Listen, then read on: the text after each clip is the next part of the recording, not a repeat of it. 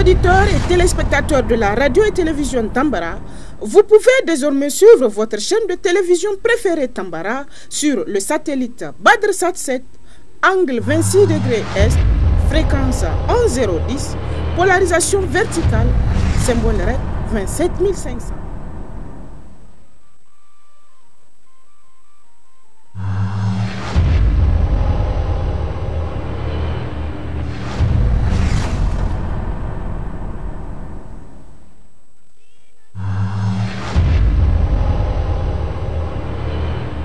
Chers auditeurs et téléspectateurs de la radio et télévision Tambara, vous pouvez désormais suivre votre chaîne de télévision préférée Tambara sur le satellite BadrSat 7, angle 26 degrés Est, fréquence 11010, polarisation verticale, symbole REC 27500.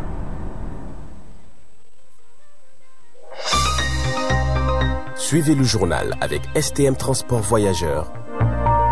Une nouvelle façon de voyager.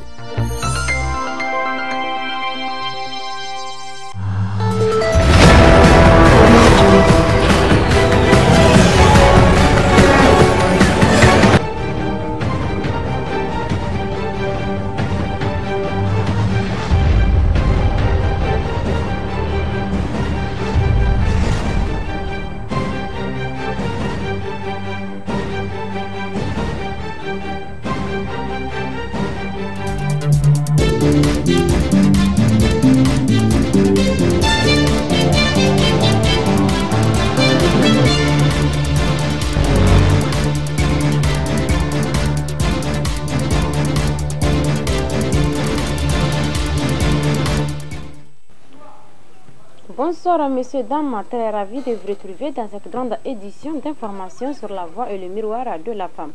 Cette journée du 15 novembre 2024 correspond à la clôture des activités du Forum national sur les décès maternels et périnatales entamé depuis le 13 de ce mois. La dite clôture a été honorée par la présence du Premier ministre, son Excellence Ali Mohamed Lamine Zen. Le compte rendu avec Abdelkader Ibrahima et Abdelmoumoun Hamani. Ce 15 novembre 2024 au Palais de Congrès de Niamey s'est clos les travaux du Forum national sur le décès maternel et périnatal par un dialogue national qui a impliqué toutes les couches sociales dues à la gravité de la situation. En tête d'affiche pour cette dernière journée est la Haji Maman Lamine Zen, ministre de l'économie et des finances, premier ministre du Niger, chef du gouvernement. Après l'allocution introductive comme à l'accoutumée du gouverneur de la région de Niamey, les acteurs des différentes couches se sont focalisés sur la projection du film qui met en lumière la négligence des uns et des autres pour contrer ce fléau qui a tant fait de victimes.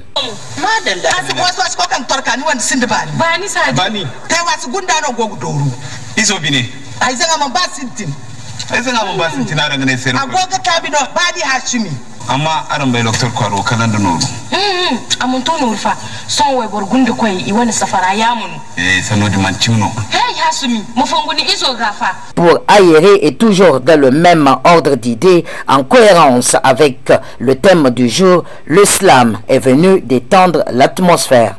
D'ailleurs, nous tillons quand, nous tillons qui, nous tillons comment. Nous tillons à chaque fois qu'il y a grossesse. Dans le processus de naissance et les premiers mois après les naissances. Après la synthèse technique des 72 heures du secrétaire général du ministère de la Santé publique et des Affaires sociales, ce fut l'allocution du chef de file des partenaires techniques et financiers, représentant l'Organisation mondiale de la santé, OMS. Des forats ont été organisés dans toutes les régions, réunissant tous les acteurs qui, pendant 2 jours consécutifs, ont fait le diagnostic, proposé des solutions et formulé des recommandations qui ont été capitalisées et consolidées lors du Forum national tenu du 13 au 14 novembre. Le présent dialogue national constitue l'aboutissement de tout ce processus.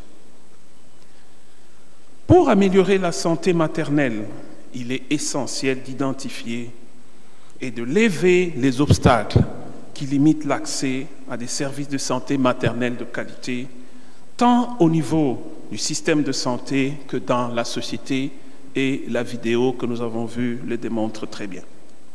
Chaque femme, chaque enfant, où qu'ils vivent, devrait avoir accès à des soins de qualité, fournis à temps opportun et fondés sur des services soignants qualifiés avec une disponibilité de matériel essentiel et des produits adaptés et efficaces. Une déclaration a été lue par le gouverneur de la région de Niamey sur les décès maternels et périnatals.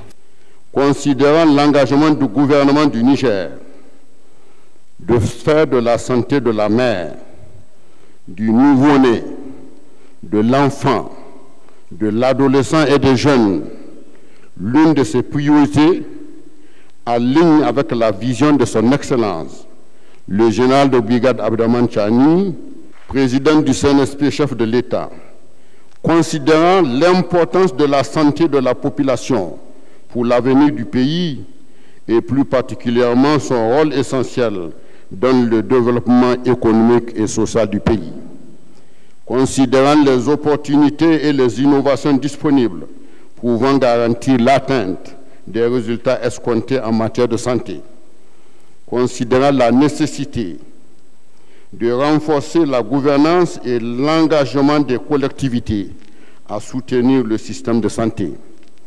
Considérant l'importance de la multisectorialité dans l'amélioration de la santé de la mère, du nouveau-né, de l'enfant, de l'adolescent et des jeunes, nous convenons de ce qui suit. Mettre en œuvre les engagements décrits en annexe de la présente déclaration. Considérer la mortalité maternelle et néonatale comme une urgence de santé publique au Niger, portée au plus haut niveau de l'État. Entreprendre toutes les actions adaptées à cette urgence de santé publique. Coordonner les actions de mobilisation et d'utilisation des ressources ainsi que l'accompagnement technique du pays pour une accélération de la réduction de la mortalité maternelle et néonatale.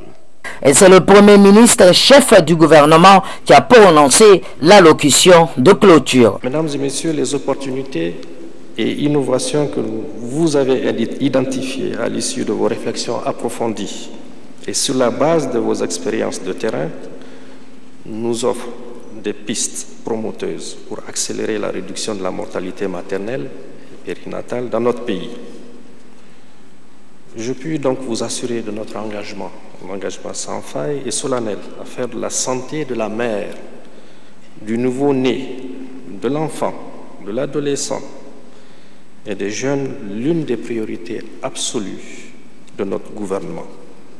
Cet engagement n'est pas une simple déclaration d'intention. Il s'inscrit pleinement dans la vision de son Excellence le général Abdraman Chani, président du Conseil national pour la sauvegarde de la patrie, chef de l'État, particulièrement dans son axe 4, relatif à l'accélération des réformes sociales. Il est également porté par le programme 2 de notre plan de développement sanitaire et social 2022-2026. C'est dans cet esprit que s'inscrivent la politique de la gratuité des soins à l'accouchement et la réduction de moitié du prix des soins de santé. L'objectif du CNSP et du gouvernement est que plus aucune femme ne soit privée de soins pour des raisons financières. La signature des engagements a marqué une autre étape de cette journée et une photo de famille a permis d'immortaliser ce moment historique tout en espérant que ces 72 heures d'intenses travaux seront bénéfiques à la mère mais aussi à l'enfant. Ottawa, un match comptant pour la deuxième journée de la Super League a opposé le mercredi 13 novembre 2024 au stade municipal des DST local contre AS Nigelec à Niamey. Suivez plutôt.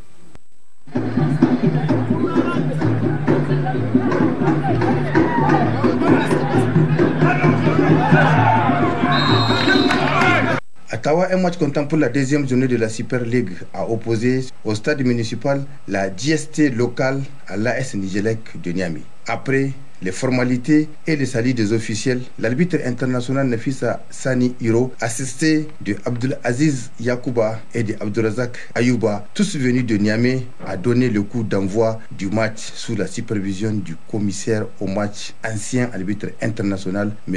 Ibrahim Maman, venu de Zander. 6 minutes après, l'équipe de la Nigelec, habillée en bleu, évoluant de la droite vers la gauche, a ouvert le score par l'intermédiaire du numéro 10, Haruna Noureddin. Le numéro 17, Haruna Yaye Kaouré, de la même équipe, aggrave le score à la 29e minute. C'est avec ce score qu'intervient la mi-temps. 0 but pour la JST, 2 buts pour la Nigelec. Quelques minutes après la reprise, le numéro 17, le même Haruna Yaye, revient à la charge à la 63e minute pour monter le score à 3 buts à 0. Ainsi, les joueurs de la jeunesse sportive de Tawa deviennent des spectateurs et observateurs dans ce match. À la 89e minute, le numéro 7, Jungura Vansou, tue le match en inscrivant le 4e but, donnant l'idée aux supporters et spectateurs de quitter le gradin. Impitoyable, le joueur de la société nigérienne d'électricité revient une fois de plus à la charge pour porter le score à 5 buts à 0 par l'intermédiaire du numéro 11, Mohamedou Moubarak.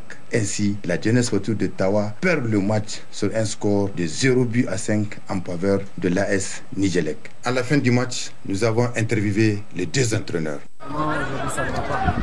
Au début, le football n'était pas avec nous. Donc, dès les premières minutes, on a encaissé le Vicadien. On nous a fait les 2 buts. Vraiment, on peut dire qu'aujourd'hui, le conseil n'a pas été respecté. Et la Nigelec a une très bonne équipe, ils ont une bonne circulation devant. Et ils ont pu marquer 2 buts à 3 buts. Oui, on a eu quelques chutes, quelques jeunes qui sont un peu blessés. Et c'est ça qui nous a montré qu'on a gagné le tour. Là, on va continuer à travailler. C'est ça, comme je vous dis, il faut un perdant, il faut un gagnant. Mais ce qui nous fait mal, c'est à domicile. Inch'Allah, on a vu tous les erreurs, on va essayer de corriger et on va partir. Comme le championnat est long, donc on est à bout de 2 journées. Si on revient sur le premier match, on a fait un faux pas. Vu les conditions dans lesquelles on était sur la voie, sur le terrain aussi, c'est pas évident. On s'est dit que vraiment ici, c'est une très belle pelouse. Là où on peut vraiment jouer. Là, ça nous permet de vraiment de développer notre jeu. Donc on a dit aux gens vraiment de se libérer, de jouer les va-tout. Parce qu'on ne peut pas sortir, faire un déplacement et faire... Pour nous, c'est une défaite à Arlit. Parce qu'on a beaucoup d'ambition cette année. Donc le fait vraiment de venir ici s'imposer jusqu'à 5 à 0, c'est vraiment des bons augures. Et le premier match qu'ils ont gagné la police des 0, on était vraiment méfiants, c'est midi. Notez que les joueurs de la JST n'ont pas démérité, surtout qu'ils ont remporté leur premier match de la saison à domicile face à l'AS Police sur un score de 2 buts à 0. De retour à Niamey où le groupe de presse Radio Tambara s'est rendu à l'arrondissement communal à Niamey 5, plus précisément au quartier Kragé où un dépotoir d'ordures trouble la vie des habitants de cette commune. Plus de précisions suivant un constat de Latifata Hameda.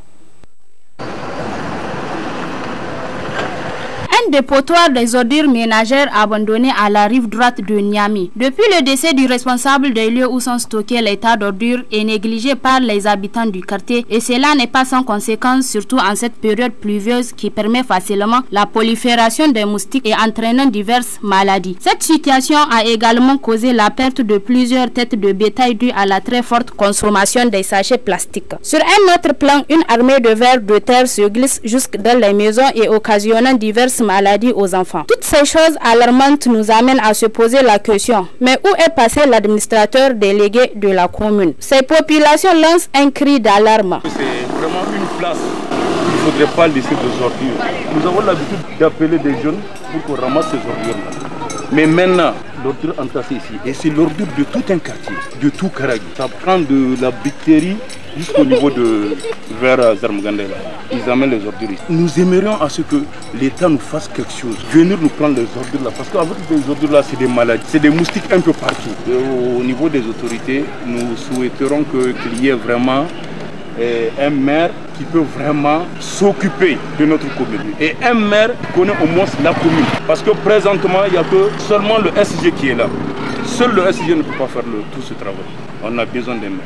Il est inacceptable que de telles choses se produisent dans une capitale et en plein quartier comme Karagui. L'interpellation de la ville de Niamey s'avère nécessaire pour soulager la souffrance de ces pauvres et paisibles citoyens. S'agissant de la saison froide qui s'annonce, toujours le groupe de presse Tambara a réalisé un reportage sur l'utilisation des pommades afin de protéger la peau. N'est-ce pas Rihanna Tudola?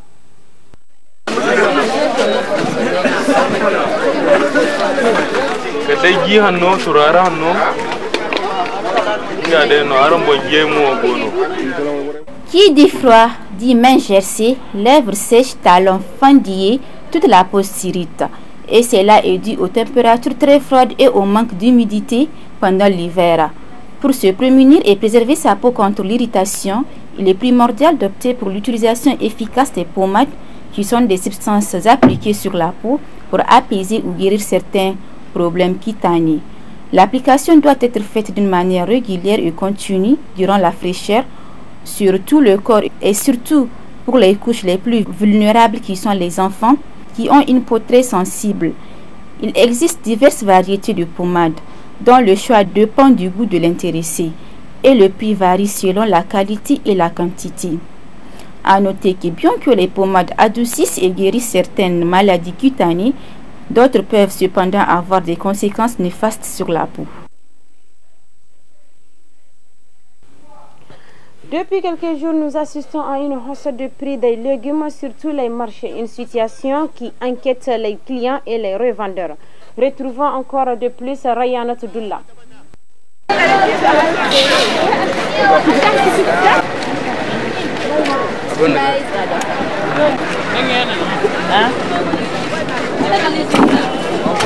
L'alimentation est un besoin vital pour l'être humain en ce sens qu'elle soutient notre système immunitaire et nous fournit d'énergie nécessaire nous permettant de mieux accomplir nos activités quotidiennes. Mais cela n'est possible que lorsque le panier de la ménagère est rempli par tout ce dont elle a besoin comme légumes et condiments qui favorisent la croissance de l'organisme. En effet, ces derniers temps, les produits maraîchers tels que l'oignon et la tomate qui sont à la base d'une cuisine réussie connaissent une inflation sur le marché. Ce qui fait que bien que la ménagère dépense beaucoup, mais son panier dispose toujours d'un espace libre et cela impacte négativement sur la préparation du repas quotidien. Constatant cet état de fait, la radio-télévision Tambara a effectué un tour au marché Wadata pour recueillir l'avis des revendeurs.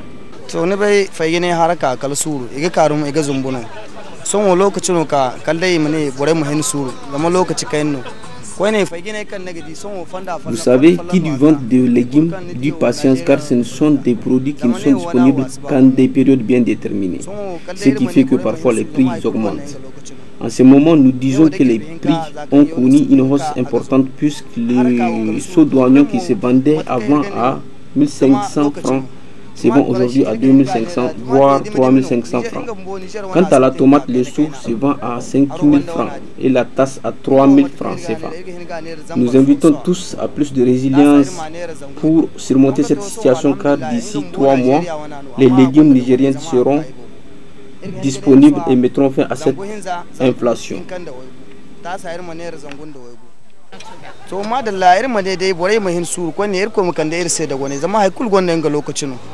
Certains revendeurs affirment que le problème de la hausse des prix remonte au niveau des grossistes auprès desquels ils achètent, qui profitent de la situation pour s'enrichir et lancent leur cri de cœur comme suit.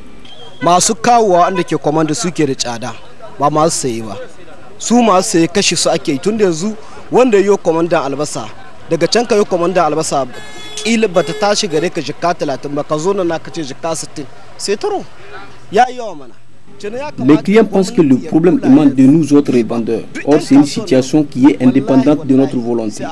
Car nos grossistes cherchent coûte que coûte à s'enrichir par tous les moyens. Sinon, comment vouloir gagner le double d'un prix?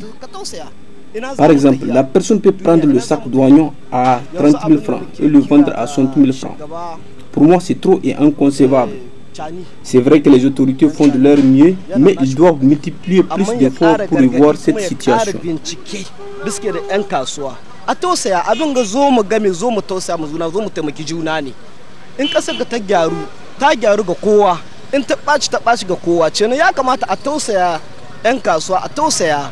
Cet appel va à l'endroit des autorités en place de bien vouloir revoir la situation et d'instaurer une politique de contrôle pour le bien-être des populations. Monsieur, dames, c'est ici que se referme ce 20h15 sur la voie et le miroir de la femme. Restez toujours accompagnés de nos programmes. Bonne suite.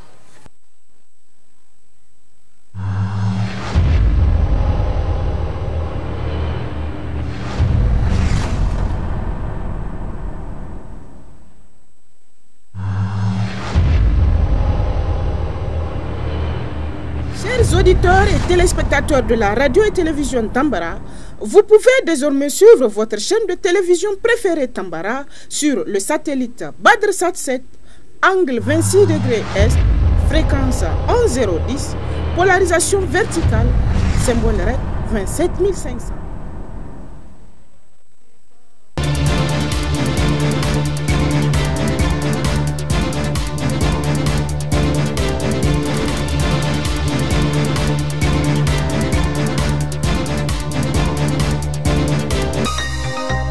Ce journal vous a été présenté par STM Transport Voyageurs, une nouvelle façon de voyager.